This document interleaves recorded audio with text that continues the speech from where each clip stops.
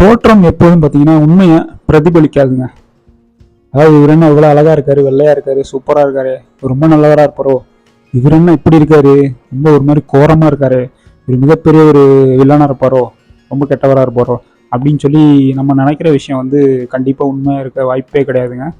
அதே மாதிரி நான் தான் பெரியவன், என்னை விட இந்த உலகத்துல யாரும் பெரியவன் கிடையாது, நான் தான் வந்து பலசாலி, நான் தான் வந்து திறமையானவன் அப்படின்னு நினைச்சாலும் நமக்கு அப்பனுக்கு அப்பனும் பிறந்திருப்பாங்க. அந்த மாதிரி ஒரு கூற்றுக்கு இணங்க பார்த்தீங்கன்னா ஒரு கிரீக் மித்தாலஜியில் பார்த்தீங்கன்னா ஒரு ஒரு சின்ன கதை இருக்குங்க. அதாவது அந்த கிரீக் மித்தாலஜியில் பார்த்தீங்கன்னா ட்ரோஜன் ஹார்ஸ் அப்படின்னு சொல்லி ஒரு கேள்விப்பட்டிருப்பீங்க நிறைய பேர். அந்த ட்ரோஜன் ஹார்ஸில் பார்த்தீங்கன்னா அந்த கதையில் பார்த்தீங்கன்னா இந்த இரண்டு இதுவும் பார்த்தீங்கன்னா இந்த நான் முதலே சொன்ன அந்த 2 பாயிண்ட்டும் வந்து உண்மையாக இருக்கிற மாதிரி சில கதைகள் வருது. அது மட்டும் இல்லாமல் அந்த ட்ரோஜன் ஹார்ஸால் கிரேக்க நாட்டுக்காரவங்க வந்து எப்படி ட்ரோஜன் நாட்டுக்காரங்களை வந்து அழித்து கொன்னாங்க அப்படிங்கிறதான கதை தான் பார்த்திங்கன்னா இன்றைக்கி நம்ம பார்க்க போகிறோம். இந்த கதையை பார்க்குறதுக்கு முன்னாடி என்னோட ஒரு சின்ன வேண்டுகோள், இந்த வீடியோ வந்து கடைசி வரைக்கும் ஸ்கிப் பண்ணாமல் பாருங்கள். அப்போ தான் பார்த்திங்கன்னா நான் சொல்கிற அந்த என்ன விஷயம் அப்படின்னு சொல்லி உங்கள் எல்லாத்துக்கும் புரியும். கண்டிப்பாக இந்த மாரல் வந்து எல்லாத்துக்கும் ஒரு நல்ல ஒரு விஷயத்தை வந்து சொல்லும் அப்படிங்கிற ஒரு நோக்கத்தில் இந்த கதையை நம்ம இன்றைக்கி பார்க்கலாம். வீடியோவுக்கு போகிறதுக்கு முன்னாடி நம்மளோட சேனலை ஆதரித்து சப்ஸ்கிரைப் பண்ணும் மக்கள் எல்லாத்துக்கும் பார்த்திங்கன்னா என்னோடய கோடான கோடிகள் நன்றிகள். மேலும் இந்த மாதிரி நிறைய விஷயங்கள் வந்து நான் போடணும் அப்படின்னு நினச்சிங்கன்னா நீங்கள் பண்ணுற ஒவ்வொரு சப்ஸ்கிரிப்ஷனும் எனக்கு ஒரு மோட்டிவேஷனாக இருக்கும். So please support and subscribe my channel. வாங்க இன்றைக்கி வீடியோக்கு போகலாம்.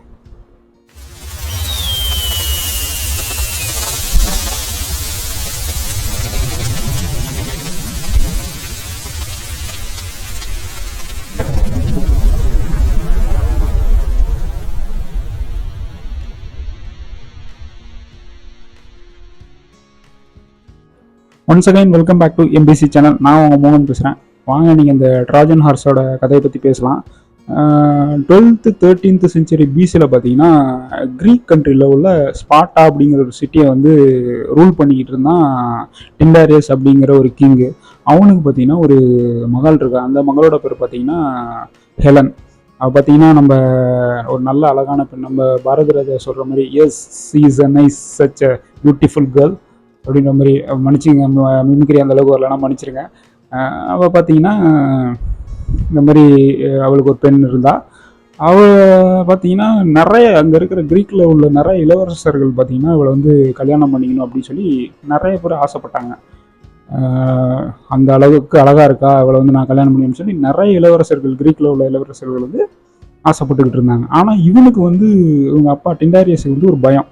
அதாவது நம்ம பொண்ணை வந்து ஒரு குறிப்பிட்ட இளவரசருக்கு கல்யாணம் பண்ணி கொடுத்துட்டோம்னா மீதி உள்ள இளவரசர்கள்லாம் வந்து கடுப்பில் வந்து நம்ம சிட்டியை வந்து அழிச்சிருவாங்க, என்னை வந்து போர் பண்ணி வார் போட்டு நம்ம சிட்டியை அழிச்சிருவாங்க அப்படின்னு சொல்லி ஒரு பயம் வந்துட்டு எப்போதுமே இருந்துகிட்டே இருந்துச்சு.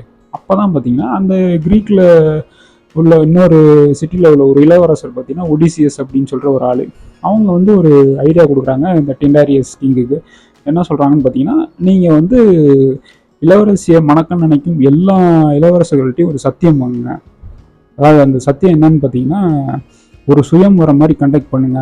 அப்போ வந்து அந்த சுயம்வரத்தில் இந்த இளவரசி வந்து யாரை வந்து கை காட்டி நான் மணக்கணும் அப்படின்னு ஆசைப்படுறாங்களோ அப்போ அந்த இளவரசர்களுக்கு தான் இந்த இளவரசியை கல்யாணம் பண்ணி கொடுக்கணும். அதுக்கு வந்து நீங்கள் எல்லாமே சம்மதிக்கிறீங்க. அதே மாதிரி அவளோட திருமண வாழ்க்கைக்கு எந்த ஒரு கடைசி வரைக்கும் அவள் இறக்குற வரைக்கும் அது எந்த பிரச்சனை வந்தாலும் நீங்கள் எல்லாம் முன்னாடி நின்று அவளுக்கு வந்து ஒரு பாதுகாப்பாக இருப்பீங்க அப்படின்னு சொல்லி ஒரு சத்தியத்தை பண்ணுங்க அப்படின்னு சொல்லி டிண்டாரியஸ்ட வந்து ஒடிசியஸ் சொல்கிறாரு.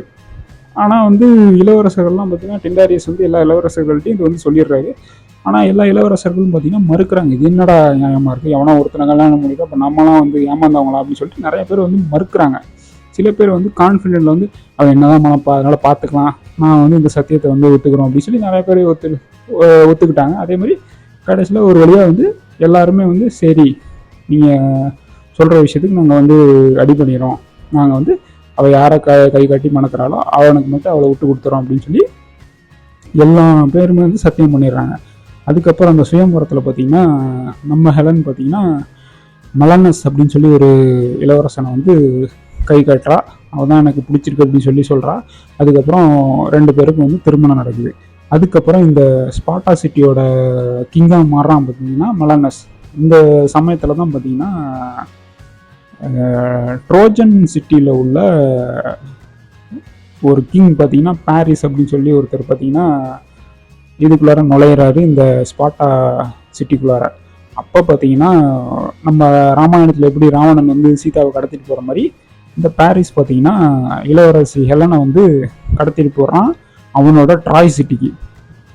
இதெல்லாம் கேள்விப்பட்ட அந்த இளவரசர்கள் என்னன்னு பார்த்தீங்கன்னா மெலனஸ் மற்றும் அந்த சத்தியம் செய்த இளவரசர்கள்லாம் என்னன்னு பண்ணுறாங்கன்னா ஒரு கப்பல்லாம் எடுத்துகிட்டு போருக்கு ரெடியாக போகிறாங்க. ஏன்னா வந்து ஏற்கனவே வந்து இந்த இளவரசர்கள் எல்லாமே பார்த்தீங்கன்னா சத்தியம் பண்ணியிருக்காங்க டிண்டாரிஸ், அதாவது ஹெலனோட அப்பா கிட்ட இந்த மாதிரி அவரோட திருமண வாழ்க்கைக்கு ஏதாவது பிரச்சனை வந்துச்சுன்னா நாங்கள் வந்து அதை வந்து பாதுகாப்போம் அப்படின்னு சொல்லி பண்ண சத்தியத்தை வந்து இந்த இளவரசர்கள் வந்து எல்லா இளவரசர்களும் காப்பாற்றுற விதமாக பார்த்தீங்கன்னா எல்லாரும் பார்த்தீங்கன்னா தனது படைகளை கூட்டிகிட்டு கப்பல் வழியாக ட்ராய் சிட்டிக்கு போகிறாங்க. இதெல்லாம் பார்த்தீங்கன்னா கிறிஸ்டபர் மார்லோ பார்த்தீங்கன்னா ஒரு இதில் சொல்லியிருப்பார், 1000 கப்பலை ஏவிய அழகி அப்படின்னு சொல்லி ஹெலனை சொல்லுவாங்க. அதாவது ஏகப்பட்ட கப்பல்கள் படையை வச்சு ட்ராய் சிட்டிக்கு வந்து இந்த போகிறாங்க. இந்த கிரீக் நாட்டு இளவரசர்கள் மற்றும் சிப்பாய்கள் எல்லாம் பார்த்தீங்கன்னா ட்ராய் சிட்டிக்கு போகிறாங்க.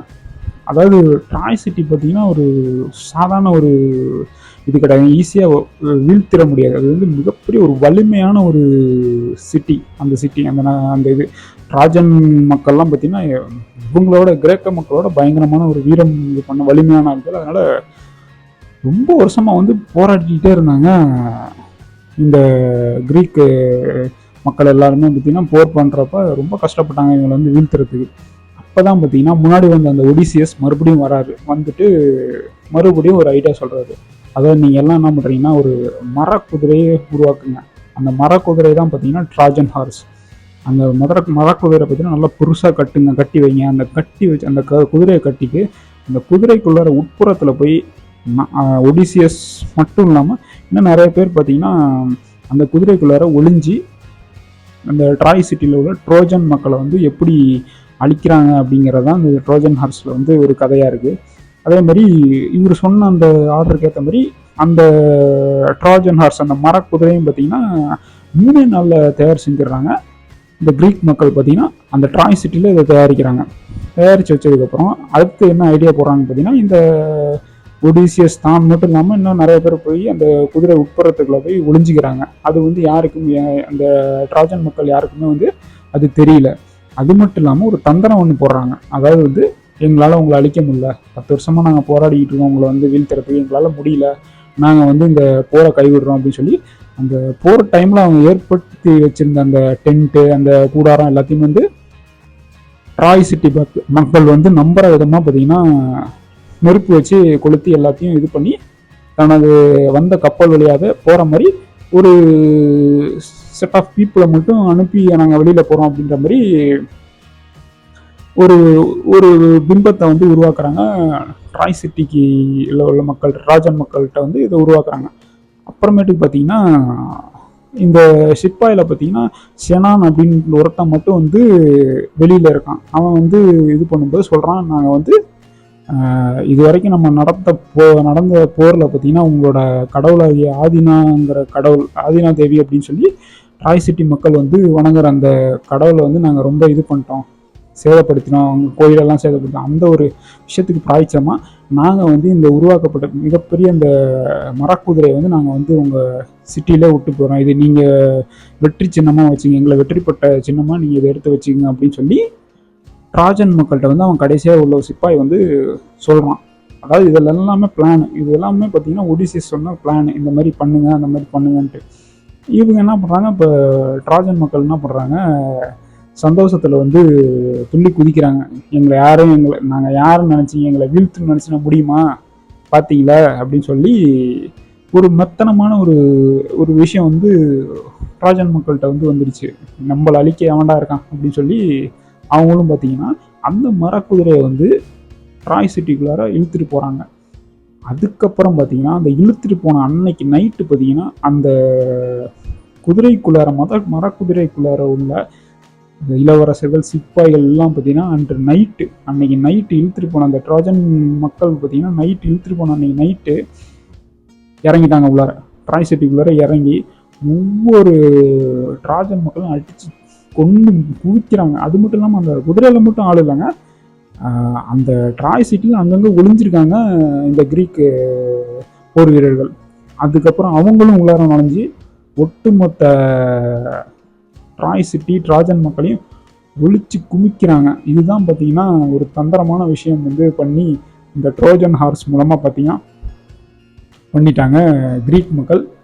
இந்த ட்ராஜன் மக்களை அழிச்சே முடிச்சிட்டாங்க, ட்ராஜன் மக்கள் எல்லாத்தையும். இப்படி தான் பார்த்தீங்கன்னா இந்த ட்ராஜன் ஹார்ஸுங்கிற கதை வந்து இருக்குது. இப்போ ட்ராஜன் ஹார்ஸ்ன்னு பார்த்தீங்கன்னா எதிரியை வந்து பாதுகாப்பான இடத்துக்கு அழுத்திட்டு வந்து அதுக்கப்புறம் செய்கிற அந்த தந்திரம் இருக்குது பார்த்தீங்கன்னா, அதுதான் பார்த்தீங்கன்னா ட்ராஜன் ஹார்ஸ் அப்படின்ற ஒரு மீனிங்க.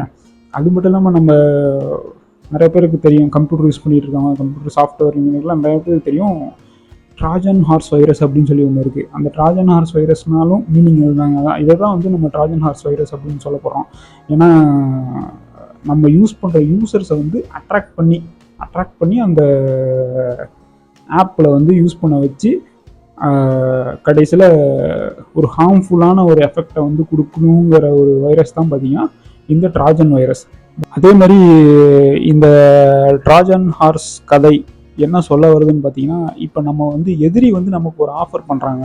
இப்போ பார்த்தீங்கன்னா அந்த கிரீக் மக்கள் பார்த்தீங்கன்னா ட்ராஜன் மக்களுக்கு வந்து நாங்கள் தோற்றுறோம், அந்த ஹார்ஸை வந்து வச்சுக்கோங்க அப்படின்னு சொல்லி, மரக்குதிரையை வச்சுக்கோங்க அப்படின்னு சொல்லி கொடுக்குறாங்க. அதே மாதிரி நாம் வந்து நம்ம எதிரி வந்து நமக்கு வந்து ஏதோ ஒன்று ஆஃபர் பண்ணுறான்னா அப்போ ஏதோ பிரச்சனை இருக்குது அப்படின்னு சொல்லி நம்ம விழிச்சுக்கணுங்க. அதாவது வந்து இல்லை இவன் வந்து சொல்லுவாங்கள்ல எலி ஏன் அமனமாக ஓடுது அப்படின்ற கதை தாங்க. ஸோ அதை வந்து நம்ம கரெக்டாக கணிக்கணும், நம்ம எதிரி வந்து ஏன் இதெல்லாம் பண்ணுறான் அப்படின்னு சொல்லிட்டு. அது மாதிரி நாம் வந்து அந்த நான் முதல்ல சொன்ன மாதிரி எதிரி, அதாவது நமக்கு வந்து எவனும் எதிரியே கிடையாதுங்க, நான் தான் பெரிய ஆள் அப்படின்னு நினச்சா, இந்த ரஜினி சார் கூட ஒரு படத்தில் சொல்லுவார்ல, உலகத்தில் உன்னை விட தாழ்ந்தவன் எவனும் கிடையாது, அதேமாரி உலகத்தில் உன்னை விட உயர்ந்தவனும் எவனும் கிடையாது அப்படின்னு சொல்லி ஒரு இது சொல்லுவார். அந்த ஒரு விஷயத்துலேயே நம்ம போகணுங்க. என்னை விட எவனும் பெரியவன் கிடையாது அப்படின்னு நினச்சோன்னு வச்சுங்களேன், கிடையாது. நமக்கு அப்பனுக்கு இருப்பான்.